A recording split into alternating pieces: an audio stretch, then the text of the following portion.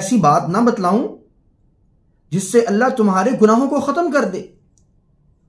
یمحو اللہ، اللہ تمہاری خطاؤں کو مٹا ڈالے۔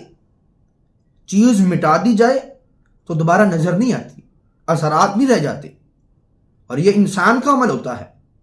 اور اگر اللہ کی طرف سے ایسا عمل ہو، اللہ گناہوں کو ختم کر دے، مٹا ڈالے، تو وہ دوبارہ کبھی کھاتے میں نہیں ڈالے جائیں گے، کبھی نامہ اعمال میں نہیں لکھے جائیں گے۔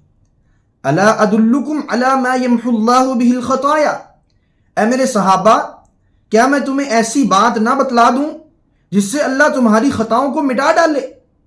بلا یا رسول اللہ، نیکی اور پوچھ پوچھ اللہ کے نبی علیہ السلام ضرور بتلائیے، ضرور بتلائیے۔ آپ ہمیں بتلائیے کہ اللہ ہمارے گناہوں کو کیسے ختم کرے گا، اللہ ہمارے گناہوں کو کیسے مٹائے گا، اللہ ہمارے گناہوں کو ختم کر کے کیسے ہمیں جنت کا حقدار بنا دے گا۔ فرمایا اسباغ الوضوء علی المکارہ، پہلی بات میرے صحابہ